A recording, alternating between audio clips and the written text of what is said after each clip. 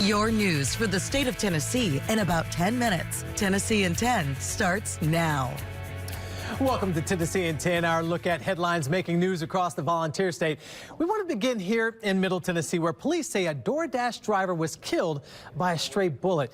It happened Sunday near the 888 Lounge. Police say 33-year-old David Valentine Jr. had just wrapped up a DoorDash delivery and was driving down the street when shots were fired. Valentine was taken to the hospital where he died. Detectives tell us they're working active leads but have not made an arrest.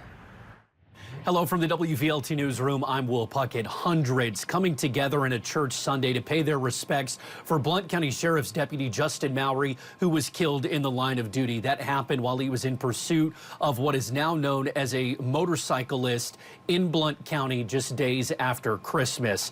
Well, friends, family, co-workers, and complete strangers all coming together to honor the fallen deputy. The funeral services brought many of his loved ones center stage to say their final goodbyes to the deputy. That includes Justin Mowry's brother, Jared. He says he was grateful to see his brother just days before his death. He was the kind of man that would show up, the kind of man who didn't just say, "I will," but lived, "I did."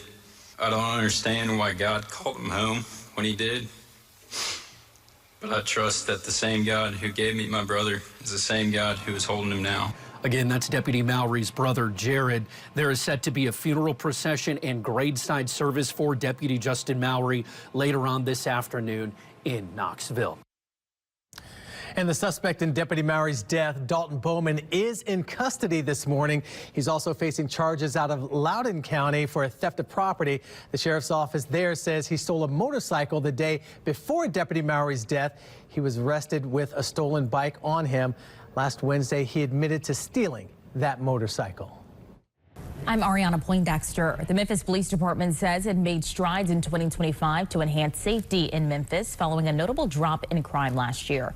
Memphis police pointing to a 48% decrease in carjackings, a 50% reduction in interstate shootings, a 22% decrease in aggravated assaults, a 31% drop in robberies, and a 26% decrease in murders. Memphis police say the city also had fewer than 200 murders in 2025, marking the first time the city has reached this milestone since 2019.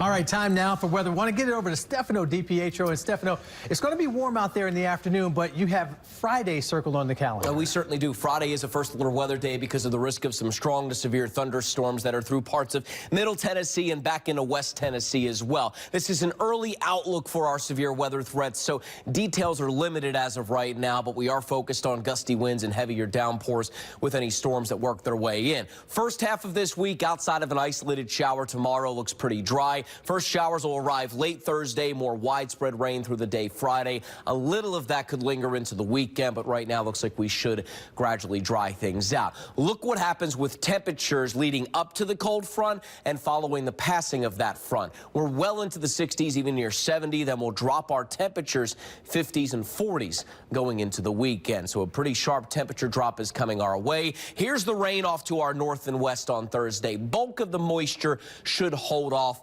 until Friday for us, but a couple of isolated showers getting into the mix on Thursday, certainly going to be on the table. Here's that front starting to take shape into our Friday morning. It's really going to be later in the day Friday, though, where we get more widespread scattered showers and thunderstorms, and you'll want to hang with us throughout the week here on WSMV4 as we continue to fine-tune the details, including the timing of how this could affect your Friday plans. All right, Stefano, thank you. New data shows that it's getting safer to drive on Tennessee roads. The Tennessee Highway Patrol says traffic deaths are down 14%. Data shows that there were 1,045 traffic deaths in the state in 2025. That's 149 fewer than the year prior. However, THP also tells us motorcycle crash deaths remain largely unchanged from last year. Experts say beginner riders, even veteran bikers, should take a motorcycle course every 5 years just to be safe. For a new rider, take a class. Take a class, 100%.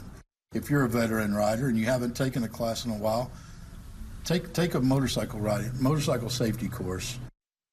Well, it may seem like the plot of a movie, but for a business owner in Morristown, it's a very real situation that ended in some damaged goods. It's a literal monkey that Morristown police say they received reports of it being in a store called the Trade Center around 8 Sunday morning. They say the monkey damaged several instruments inside the Trade Center. Animal Control was originally unable to capture the monkey before it ran away, going on a pursuit of that monkey for multiple hours on Sunday in Hamblin County. Morristown police later confirmed it was caught around 7 o'clock Sunday night. But again, this monkey causing damage to a business in Hamblin County. Memphis police say a couple is facing multiple charges after reportedly stealing the home of a woman who had been dead for more than 5 years. Investigators say paperwork was filed claiming an heir to the property despite the homeowner dying in 2019. Police arrested Shatiria Cooksey and Paul Dowdy. State Representative Antonio Parkinson says cases like this highlight loopholes in Tennessee property laws, which don't currently require photo ID for transfers. Both suspects are facing 2 felony charges and a misdemeanor. Well, that's going to do it for us. You're going to find Tennessee Daily at 8 a.m. wherever you stream.